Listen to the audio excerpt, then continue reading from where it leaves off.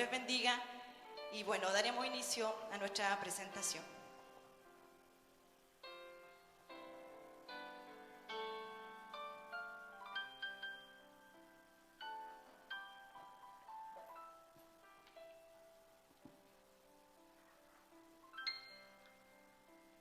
Buenos días, hermanos y hermanas. Los niños de la escuela dominical aprendimos durante estos 2 años sobre las edades de la Iglesia. Hoy queremos hacer una exposición de ellas, basándonos en la revelación de Jesucristo, las 7 edades de la Iglesia, mensajes que predicó nuestro profeta, el hermano William Mario Branham, del 5 al 11 de diciembre de 1960. Estas predicaciones fueron hechos libros e impresos en inglés el año 1965 y traducido al castellano en 1970. A su vez, extraemos información de las citas bíblicas encontradas en Apocalipsis, capítulo 2 y 3.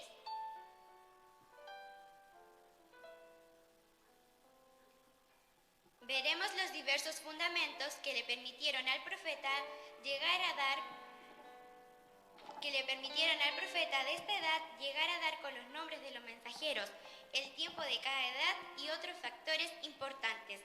Cómo entender que Dios no solo le habla a la iglesia pura, los escogidos, la novia de Cristo, sino al cuerpo entero de la gente que se dice ser cristianos, ya sean verdaderos o nominales, denominacionales. Ambas llevan el nombre del Señor y por esta razón Dios las hace responsables a Él y por eso les habla a las dos. Dios le permitió al hermano Branham, mediante el Espíritu Santo, ver desenvolverse un plan que ocurre a través de los siglos hasta el tiempo presente, el tiempo final. Comencemos a adentrarnos en la historia de las edades de la Iglesia, donde se observa la misericordia de Dios, guiando a cada mensajero, mostrando que Dios nunca cambia y que sus modos son tan inmutables como Él mismo.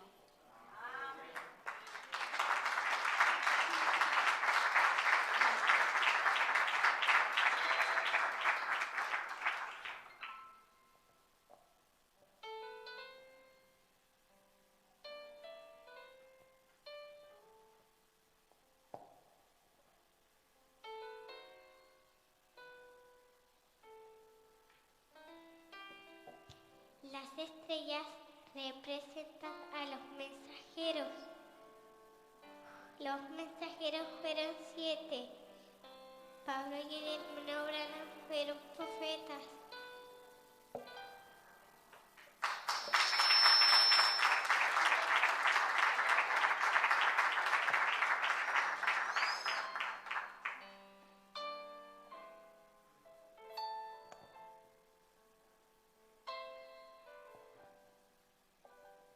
Primera edad de la Iglesia.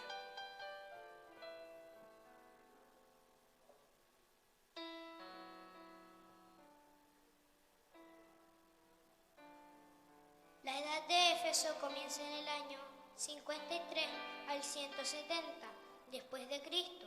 Su mensajero fue Pablo. La escritura la encontramos en Apocalipsis, capítulo 2, versículo 1 al 7. Ahora la hermana Grace les va a hablar sobre la edad de Éfeso.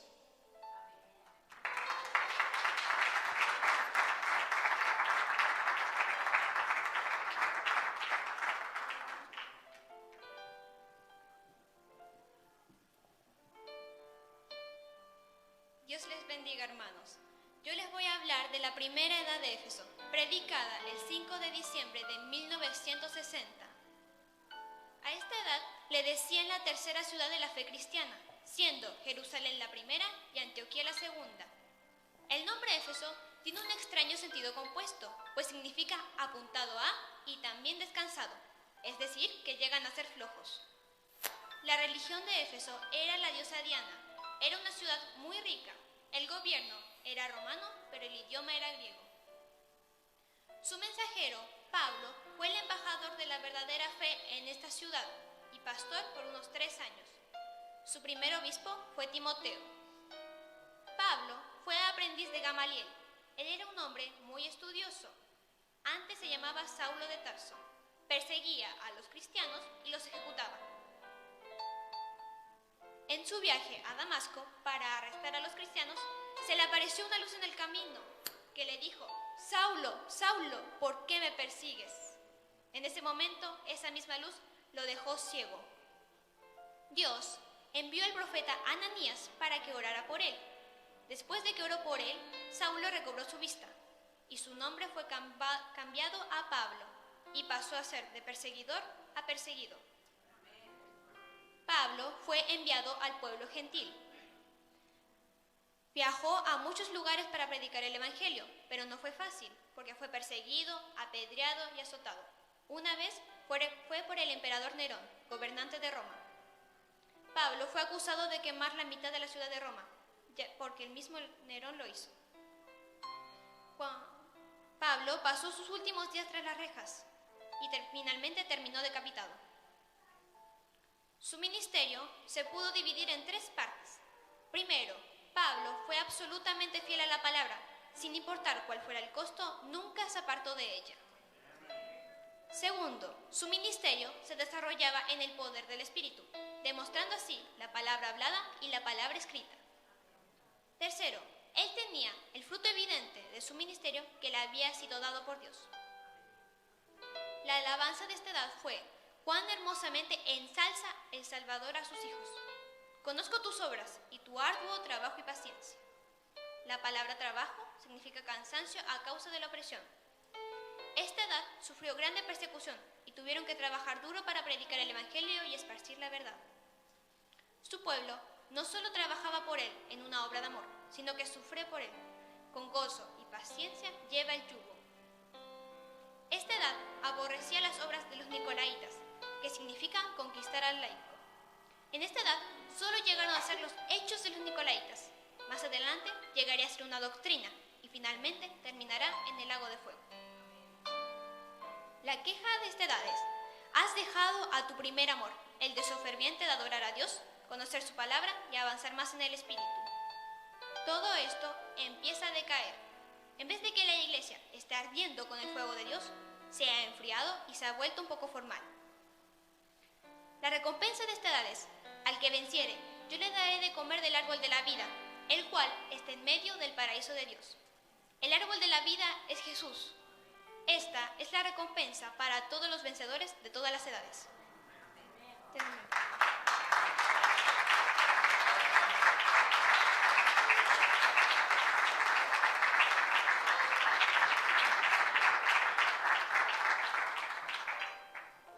Segunda edad de la iglesia.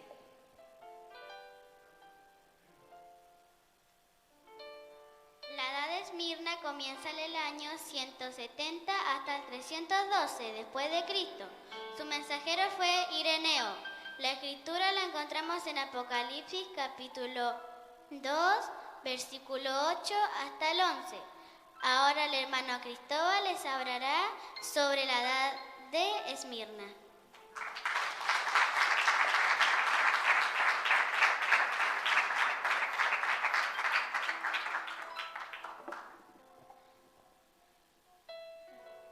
Dios les bendiga, hermanos y hermanos. Este mensaje fue predicado el 6 de diciembre de 1960. La ciudad de Esmirna estaba situada un poco al norte de Éfeso. Era una ciudad comercial conocida por sus exportaciones y por sus escuelas de retórica, filosofía, medicina, ciencias y arquitectura. Los judíos que vivían allí se oponían violentamente al cristianismo. La palabra Esmirna quiere decir amargo, que viene de la palabra mirra, la que era usada para embalsamar a los muertos. Es por esto que tiene un doble significado. Era una edad amarga y llena de muerte. El mensajero de Esmirna fue Ireneo. Este fue discípulo de Policarpo, aquel gran guerrero santo de la fe, del cual aprendió las virtudes de una vida cristiana consagrada. Ahora ustedes saben quién fue Policarpo. Policarpo fue discípulo de San Juan el Revelador. Él fue martirizado y antes de morir le pidió 2 horas al gobernador para orar por sus enemigos y por sus hermanos en el Señor. Fue puesto en la pira sin que la amarraran por su propia voluntad y fue encendido el fuego. Sin embargo, las llamas negaban tocar su cuerpo, así que fue atravesado por una espada. Cuando esto fue hecho, brotó agua de su costado, apagando las llamas que lo rodeaban. Y finalmente se vio la salida de su espíritu en una paloma que salió de su seno. Aun con un testimonio tan maravilloso, Policarpo no estuvo en contra del sistema nicolaita, pues se inclinaba a la organización y también fue el primer obispo de la Iglesia. No fue así con Ireneo, mensajero de esa edad, pues él luchó contra cualquier tipo de organización. En su vida tuvo muchas manifestaciones del Espíritu Santo,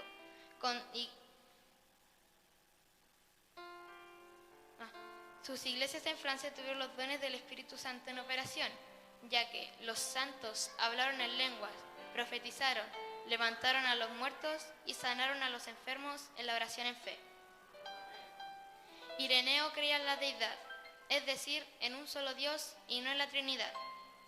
Su entendimiento maravilloso de las Escrituras lo hizo ser uno de los pocos mensajeros que tuvo la manifestación de frutos y poder. La clave de esta edad claramente es la tribulación, y si en la primera edad hubo, ahora hay una tribulación más intensa, en esta segunda edad. Es a través del sufrimiento que se obtiene carácter. Carácter es una victoria y no es un don. El Señor Jesucristo venció y nosotros tenemos que vencer para estar con Él. La prueba de ese amor es elección. Él es soberano y Él puede hacer lo que quiera con nosotros. En esta edad encontramos a las dos vides, la vid verdadera y la vid falsa. La vid verdadera era una iglesia verdadera. La palabra iglesia quiere decir los llamados fuera o los convocados. La iglesia primitiva empezó bajo la administración pura del Espíritu Santo con señales, prodigios y manifestaciones como profecía, lenguas e interpretaciones, sabiduría, conocimientos y sanidad. En cambio, la vid falsa, llamada sinagoga de Satanás, que significa asamblea o junta, la cual podía ser buena o mala, y en este caso era mala porque ésta no era de Dios. La vid falsa estaba blasfemando a la vid verdadera. Sus seguidores, muertos y formales, estaban tratando de destruir a los verdaderos creyentes. Aquel espíritu de anticristo estaba creciendo. El grupo que entró tan lentamente a la iglesia verdadera por medio del sistema nicolaita ya no teme ser expuesto, sino que está plenamente organizado y viene en contra de la verdadera iglesia en abierta hostilidad. Diocleciano, el emperador más cruel, le lanzó una campaña al terror, que fue la causante que terminara esta edad. Esta fue la más sangrienta y duró 10 años. Hubiese acabado con todos los creyentes si no hubiese sido por la misericordia de Dios. En esta edad se aprecian dos recompensas. La número 1 es evitar la muerte segunda, que es el lago de fuego, que es el infierno, ya que este no es eterno, porque tuvo un principio y tendrá un fin. Y la segunda es la vida eterna, que es la vida de Dios. Y si nosotros tenemos vida eterna, es por medio de Él.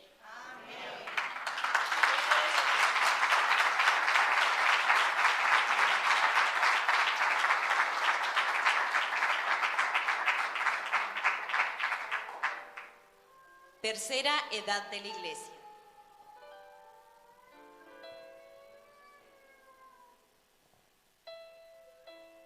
La edad de Pérgamo comienza en el año 312 al 606 después de Cristo. Su mensajero fue Martín. La escritura la encontramos en Apocalipsis, capítulo 2, versículo 12 al 17. Ahora la hermana Florencia les va a hablar sobre la edad de Pérgamo.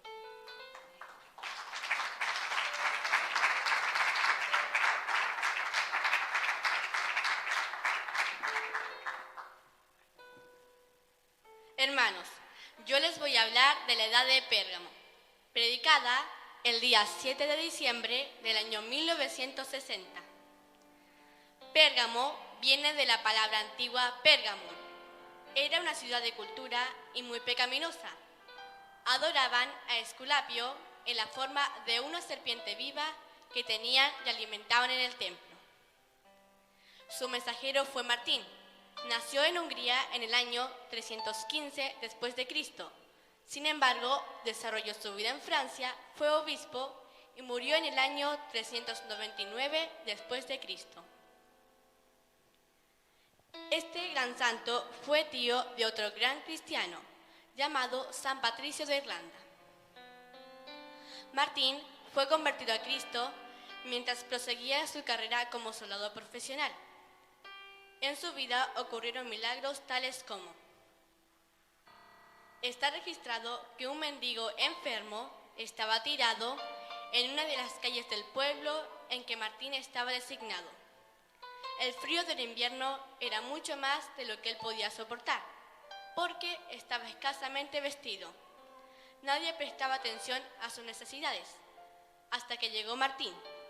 Viendo la situación y no teniendo una vestidura adicional, se quitó su capa, la partió a la mitad con su espada, cubriendo al pobre hombre que se estaba congelando. Esa noche se le apareció el Señor Jesús en una visión. Allí estaba, como un mendigo, envuelto en la mitad de la capa de Martín. Él le habló a Martín y le dijo: aunque él es un catecúmeno, tú me has cubierto con esta vestidura. Desde ese tiempo en adelante, Martín se esforzó por servir al Señor lo mejor posible con todo su corazón. Y su vida se llenó de una serie de milagros que dependían del poder de Dios. Martín nunca temía al enemigo, sin importarle quién fuera. Fue por esto que fue a entrevistarse con un emperador malvado, quien era culpable de la muerte de muchos santos llenos del Espíritu. Cuando Martín llegó frente al palacio, encontró todo cerrado, pero cuando él oró al Señor, las puertas del palacio fueron abiertas y el camino a la corte quedó despejado. El emperador orgulloso insistía en no querer hablar con Martín, pero se prendió fuego en su trono y tuvo que pararse aunque él no lo quería. Los enemigos de la verdad intentaron matar a Martín, pero él valientemente les ofreció su garganta. Cuando los asesinos intentaron acercarse a Martín, el poder de Dios los lanzó lejos y cayeron de rodillas, y le pidieron perdón a Martín por haber atentado contra su vida. Por medio de señales y prodigios, en el poder del Espíritu, Martín fue vindicado como el mensajero. Combatió la organización, resistió al pecado y vivió una vida de completa victoria cristiana. Y de sus labios solo salía Cristo. Dios alaba a los cristianos de esta edad, porque ellos estaban sufriendo la persecución de los injustos y todavía continuaban con gozo y sujetos al Señor. Todos lo hacían en el nombre del Señor Jesús, y aunque fue difícil, le adoraban en espíritu y en verdad. Además, ellos mantenían viva la verdad de su nombre y de su fe, por lo que fueron bendecidos y considerados dignos de él. Sin embargo, en esta edad, el Señor denuncia dos grandes doctrinas que él aborrece. La primera es la doctrina de Balaam, que trajo idolatría y excesos pecaminosos a Israel en Baal Peor. Y la segunda es la doctrina de los Nicolaitas, la cual fueron hechos en la edad de Éfeso, pero en esta edad llegó a ser una doctrina.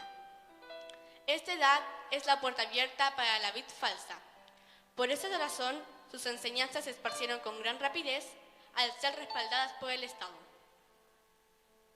Dios recompensa a los vencedores de esta edad y el Espíritu les promete su nombre escrito en una piedrecita blanca y el maná escondido. El maná perfecto fue su palabra. El pan, simbolizado por el maná, un día bajó del cielo y llegó a ser vida para todos los que creen en él.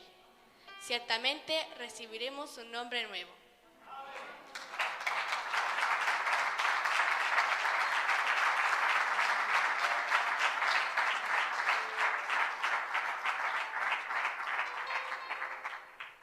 cuarta edad de la Iglesia.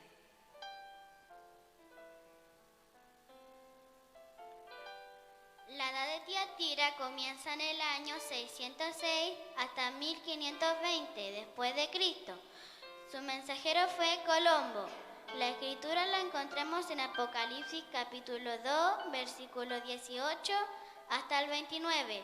Ahora la hermana Sofía les hablará sobre la edad de Tiatira.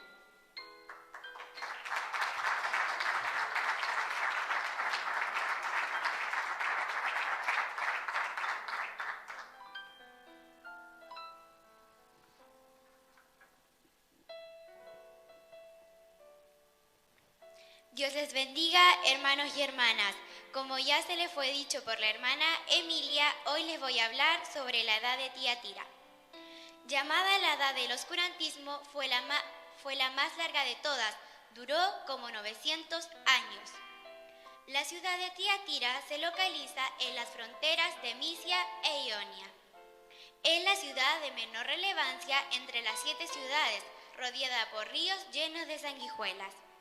Se caracterizaba por su próspera economía, alfareros, curtidores, tejedores, fabricantes de ropa, etc. Tiatira fue escogida porque contenía los elementos espirituales para ser la cuarta edad de la Iglesia, y esto fue por causa de su religión. Pues para pertenecer a la vida social y comercial de esta ciudad, las personas tenían que ser verdaderos paganos e idólatras. El nombre Tiatira quiere decir mujer dominante y también sacrificio continuo. Esta iglesia falsa dio muerte a los que predicaban la verdad, dominaba ejércitos e insistía que ella era el verdadero cuerpo de Cristo y que los papas son los vicarios de Cristo. Aunque el mensajero a la edad de Tiatira fue Colombo, el hermano Branham hace alusión acerca de un hecho de la vida de San Patricio. Un día, mientras jugaba en la playa, unos piratas lo raptaron a él y a sus 2 hermanas. Fue vendido al norte de Irlanda. Fue vendido a un comandante en el norte de Irlanda. Su obligación era atender a los cerdos y él amaestraba a unos perros. Un día, San Patricio quiso volver a su hogar y se le ocurrió un brillante plan. El plan consistía en que los perros que él amaestraba lo escondieran en un bote, para él poder subir al barco. Y este plan resultó exitoso, pudo tomar el barco y volver a su hogar. 60 años después de la muerte de San Patricio, nació Colombo, el mensajero a esta edad, en la familia real de Fergus, en el norte de Irlanda, en el condado de Donegal. Colombo fue un estudiante consagrado y sobresaliente, aprendiendo de memoria la mayor parte de las escrituras. Dios le llamó en una voz audible a ser un misionero. Después de esto, nada lo pudo detener. Tan magnífico fue su ministerio, seguido de señales sobrenaturales, que la gente pensaba que sus relatos eran exagerados. Algunos hechos sobrenaturales en la vida de Colombo fueron: 1. La ciudad amurallada. No lo dejaron entrar, pero las puertas fueron derribadas por medio de la oración. 2. Se le prohibió el paso a una aldea. Él oró por el hijo del jefe, el cual fue sanado, y el pueblo fue evangelizado. 3. El evangelio puro predicado por Colombo y sus colaboradores se esparció por toda Escocia. 4. Colombo fue fundador en la escuela bíblica en la isla de High. Este lugar era estéril y peñascoso. Por la oración de Colombo, hoy es una de las tierras más fértiles de todo el mundo.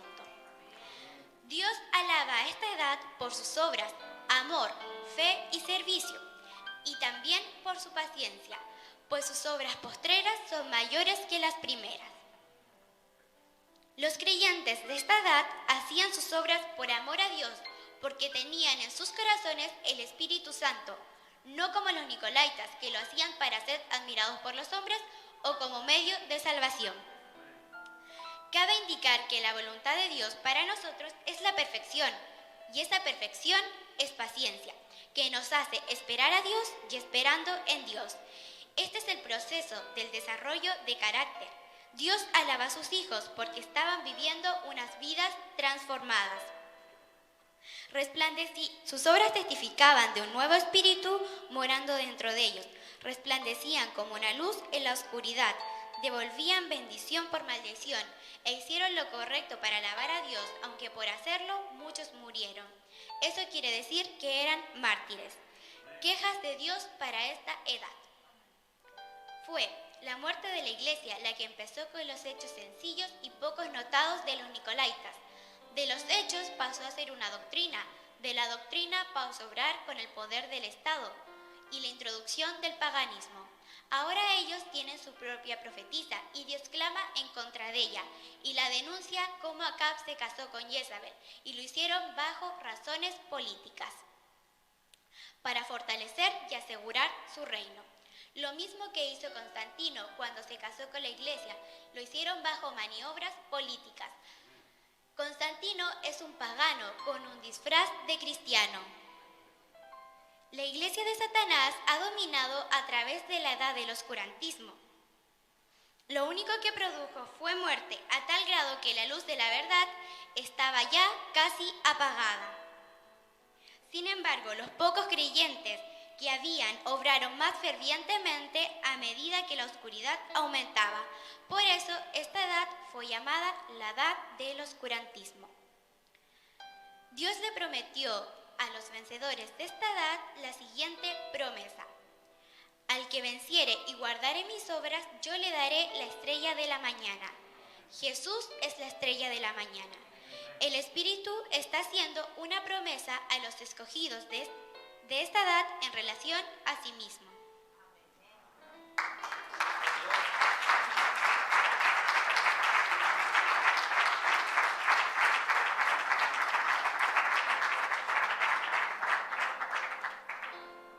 Quinta edad de la iglesia.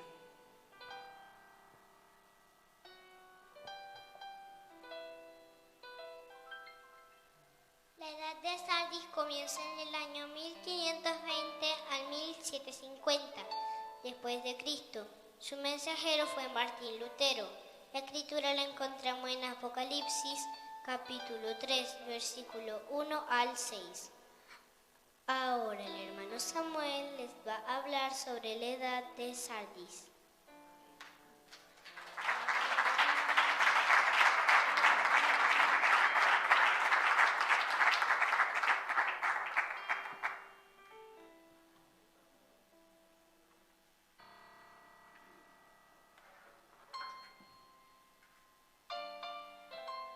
Dios les bendiga. Yo les voy a hablar acerca de la edad de Sardis, o también llamada la edad de la Reforma. Sardis era la capital de la antigua Lidia, actualmente provincias ubicadas en Turquía, y fue desolada por plagas y terremotos y hoy en día es un montón de ruinas. Su mensajero, Martín Lutero, fue un reformador, no un profeta, brillante estudiante para la profesión de abogado. Cuando la enfermedad de un amigo le hizo pensar seriamente sobre su vida espiritual. Brillante estudiante, aunque hizo muchas obras buenas, no era salvo. Entró al convento agustino en Erfurt, Alemania, en 1505. Allí estudió filosofía y la palabra de Dios. Fue a Roma y se decepcionó al ver las obras impuestas por la Iglesia Católica. Por ejemplo, el purgatorio y las indulgencias, etc. Su mensaje, el justo en su fe vivirá, basado en la Escritura, es la doctrina, basado en la Escritura, Habacuc, capítulo 2, versículo 4. Es la doctrina de la justificación, salvación por gracia. En ese momento él fue liberado del pecado y nacido en el reino de Dios. El 31 de octubre del 1517 clavó en la puerta de la iglesia del castillo sus 95 tesis. Martín Lutero tradujo la Biblia, primero el Nuevo Testamento, y con un grupo de estudiantes hebreos tradujo el Nuevo Testamento. En ese periodo fue descubierta la imprenta. Así el hambre y la demanda por la palabra de Dios pudieron ser saciadas. En esta edad el Señor comienza denunciando a la vid falsa, pues hubo tal grado de negligencia desenfrenada que el mensaje entero suena a condenación. Esta fue una edad desordenada y dividida en varias maneras. Dios la reprendió en su totalidad, pues era débil, enferma y lista para morir, marchita, despojada de hojas y carente de frutos. En esta quinta edad tenemos una continuación de las obras de la cuarta edad. Primero, la dirección en el Espíritu Santo fue reemplazado por jerarquía humana. Segundo, la palabra pura de Dios fue sustituida por credos, dogmas y reglamentos de la Iglesia. Tercero, la adoración en el Espíritu fue echada a un lado para admitir liturgia, adoración literal de ídolos y fiestas paganas, etc. Cuarto, la adoración al único Dios verdadero fue reemplazada por la mariolatría. Esto quiere decir la adoración a María. Pusieron un hombre llamado Papa, el cual se hacía llamar el vicario de Cristo, o sea, en lugar de Cristo. Dios alaba a unas pocas personas. Estos son los escogidos de Dios. Allá en lo alto del árbol, en donde da más luz del sol, se encuentran unas pocas primicias, unas pocas personas, las cuales son perfectas porque caminaron y nacieron con Él por medio de su palabra. Como recompensa, Dios prometió a los vencedores ser vestidos de vestiduras blancas. Esto quiere decir que no se ensuciarán ni serán envueltos en cosas dudosas, sino que sus vestiduras serán resplandecientes. También prometió que su nombre no será borrado del libro de la vida, como fue con Judas, que su nombre fue borrado del libro de la vida.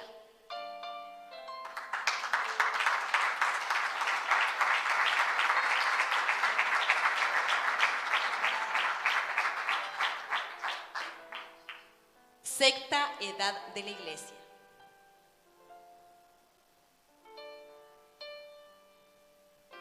La edad de Filadelfia comienza en el año 1750 hasta 1906 después de Cristo. Su mensajero fue Juan Wesley. La escritura la encontramos en Apocalipsis capítulo 3, versículo 7 hasta el 13. Ahora la hermana Josefa les hablará sobre la edad de Filadelfia.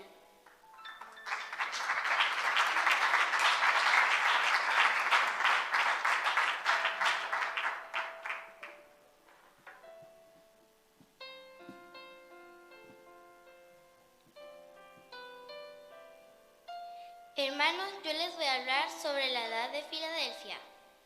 Esta edad ha sido llamada la edad del amor fraternal, siendo que Filadelfia quiere decir amor de los hermanos. La ciudad sufrió frecuentes terremotos, sin embargo, tuvo la más larga duración, pues existe hasta el día de hoy con el nombre turco Al-Azehir, que significa la ciudad de Dios.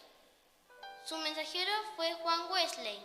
Nació en Inglaterra el 17 de junio de 1703. Fue uno de los 19 hijos de Samuel y Susana Wesley. Su padre fue un capellán en la iglesia de Inglaterra. Juan Wesley tomó la vida religiosa por razón de la vida ejemplar que vivió su madre, en vez de la teología de su padre. Murió a la edad de 88 años.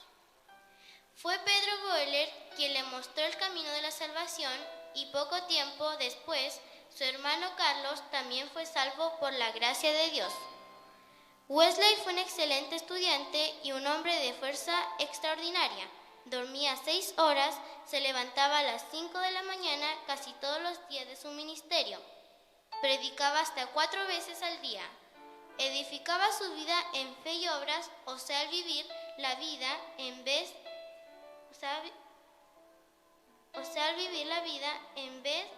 de aceptar un credo.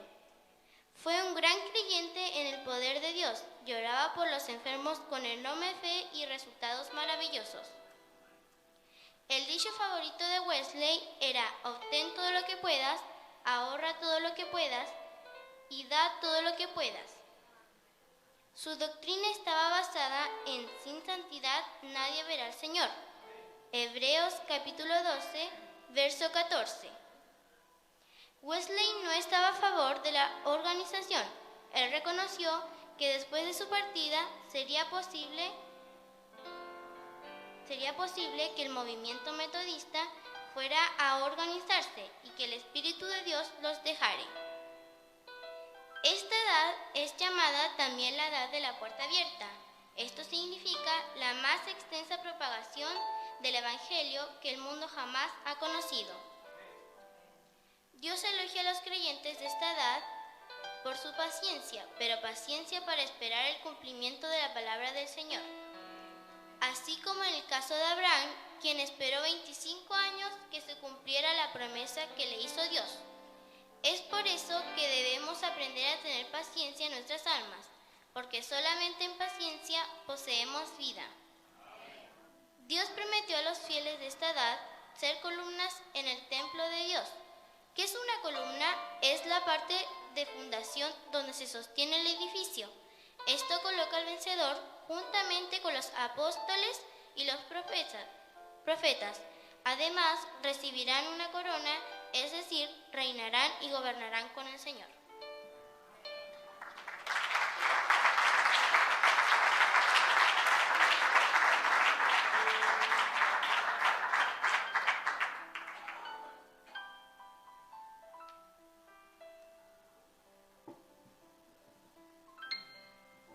Séptima edad de la Iglesia.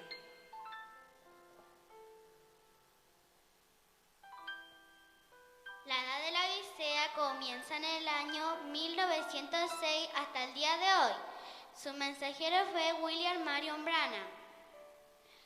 La escritura la encontramos en Apocalipsis capítulo 3, versículo 14 hasta el 22. Ahora la hermana Florencia y la hermana Grace les hablarán sobre la edad de la Odisea.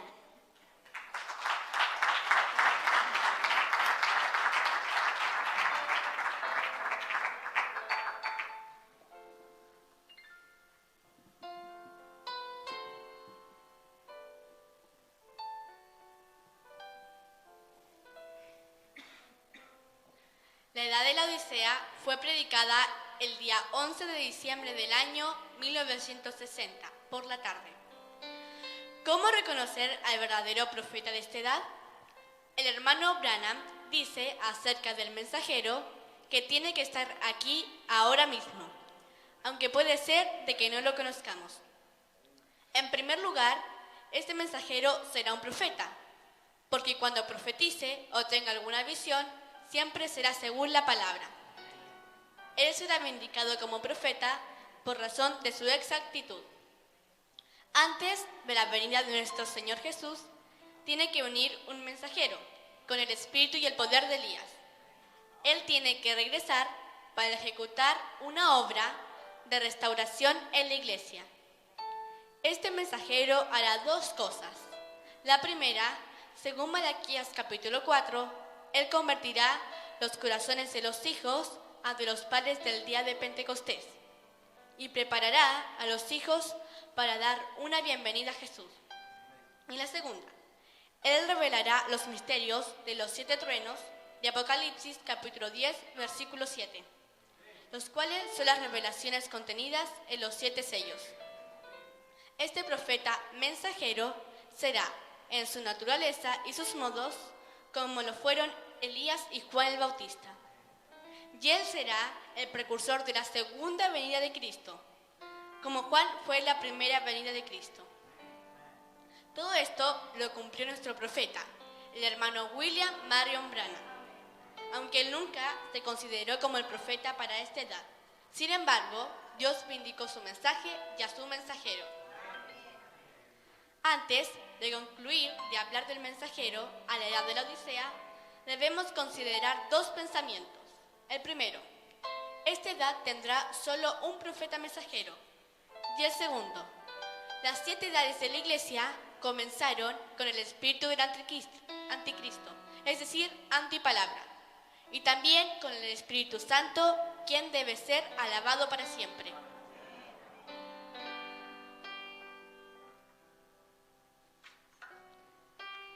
El hermano Branham nació en una pequeña cabaña rústica en las montañas de Kentucky, el 6 de abril del año 1909. Una luz sobrenatural se mantuvo suspendida sobre la cama donde él estaba acostado. Sus padres fueron Charles y Ella Branham. Tenía 18 y 15 años respectivamente. El hermano Branham fue el mayor de 9 hermanos. Su vida desde pequeño estuvo marcada por visiones, las cuales todas se cumplieron. Pero lo que marcaría para siempre su vida fue lo que le sucedió mientras cargaba agua. Tenía alrededor de 7 años, donde oyó desde un árbol un ruido como de remolino. Y una voz le dijo: «Nunca bebas, ni fumes, ni deshonres tu cuerpo en ninguna forma. Habrá una hora para ti cuando tengas mayor edad». Este sonido se le presentó cada vez que el hermano Branham fue en contra de lo que esa voz le había dicho. Con el paso de los años fue nombrado ministro en la Iglesia Misionera Bautista. A los 22 años conoce a Hope Brumbach y se casa con ella. Tienen 2 hijos, Billy Paul y Sharon Rose.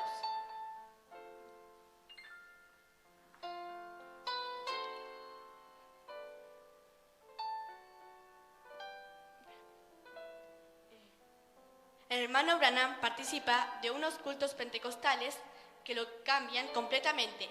Es invitado por varios ministros para predicar, pero él no asiste a ninguna de ellas. Ese fue un gran error, pues en el año 1937 una gran inundación azotó al estado donde vivía el hermano Branham. Su esposa Hope, enferma de tuberculosis, y su hija Sharon Rose, de meningitis. Fue la gran prueba para nuestro profeta, ya que las 2 fallecen. Él las vuelve a ver después en una visión, dándole la fuerza para seguir y cumplir lo prometido. Tiempo después, contrae matrimonio con Meda. Tienen 3 hijos, Rebecca, Sarah y Joseph. Más detalles de la vida del hermano Branham lo encuentran en el mensaje La historia de mi vida. Algunos hechos relevantes que marcaron su ministerio. Dios le habla en el río Ohio en el mes de junio del año 1933, bautizando a la persona número 17. La columna de fuego. Esta asombrosa fotografía fue tomada en compañía del hermano Branham en Houston, Texas, en enero del año 1950 por los estados Douglas. La nube sobrenatural. Jueves 28 de febrero del año 1963. La revista Ciencia fue la primera en publicar en su portada esta nube singular y las 7 visiones del año 1933. La comisión que le fue dada al profeta. La vida del hermano Branham fue marcada por eventos sobrenaturales. Como a los 38 años, él estaba orando en una pequeña cabaña de casa, al norte de su hogar en Jeffersonville, Indiana. Entonces, la noche del día 7 de mayo del año 1946, fue cuando el ángel del Señor lo visitó y lo comisionó a orar por los enfermos. Entre otras cosas, el ángel le dijo: si logras que la gente te crea y eres sincero cuando ores, nada impedirá tus oraciones, ni siquiera el cáncer. Entonces les dio 2 señales, así como le fueron dadas a Moisés. La primera señal: con su mano izquierda tomaría la derecha de la persona enferma. Habría un efecto físico y sabría la enfermedad.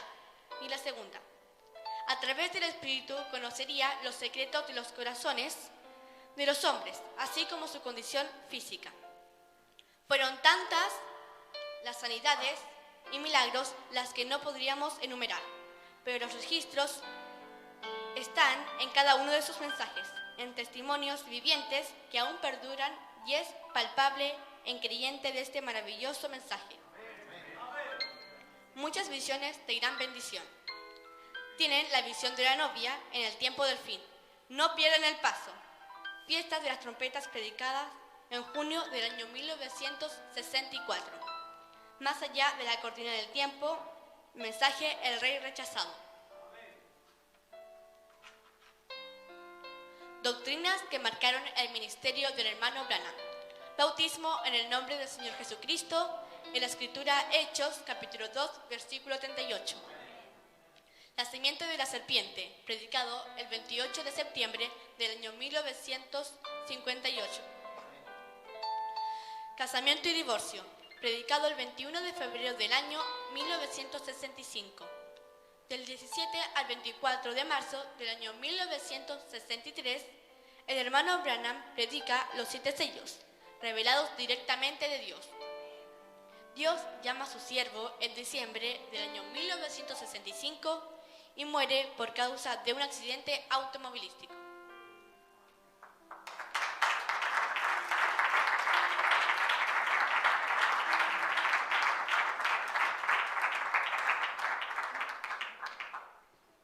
Mensaje para la edad de la Odisea. El Espíritu no ha dicho ni una sola cosa a favor de esta edad. Él hace 2 acusaciones y pronuncia su sentencia. Primero, la iglesia de la Odisea es tibia, es decir, ellos no tienen el fervor hacia su palabra, la han puesto a un lado y se han apartado de ella y no la honran. Él dice, si fueran fríos y le rechazaran, yo lo podría aguantar. Si fueran ardientes como el hierro al rojo vivo, yo los alabaría por eso. Pero en vez de eso, son tibios, y por esta razón yo los vomitaré de mi boca porque me producen náuseas. Segundo, la iglesia de la Odisea se considera rica. Esta iglesia lo tiene todo, no quiere nada porque está satisfecha y complacida. Ella se mira a sí misma y se ve muy próspera en bienes de este mundo. El dinero ha caído en manos de la iglesia, tan abundante que jamás ha habido mayor prosperidad material. Si la iglesia fuera rica espiritualmente, se sentiría la influencia de Dios entre el pueblo. Dios le dice a esta edad que son unos desventurados, miserables, pobres, ciegos y desnudos. Desventurado viene de 2 palabras griegas, aguantar y prueba. Cuando un cristiano tiene pruebas, se le dice bienaventurado, pero acá es desventurado y miserable. Eso quiere decir que son dignos de lástima. Esta edad tiene menos felicidad. La gente no tiene confianza ni seguridad. Es la más corrupta. Son pobres espiritualmente, pero están llenos de orgullos. Están ciegos y desnudos espiritualmente. Es una condición desesperada y han dejado la protección de Dios. El consejo de Dios para esta edad es: ven y compra de mí. Oro refinado en fuego. El oro de Dios es un carácter semejante a Cristo, el cual es producido en el horno ardiente de aflicción. Vestiduras blancas. La iglesia ha dejado la palabra del Señor y ha tomado sus propios credos y dogmas. Por lo tanto, está desnuda y Dios la está juzgando.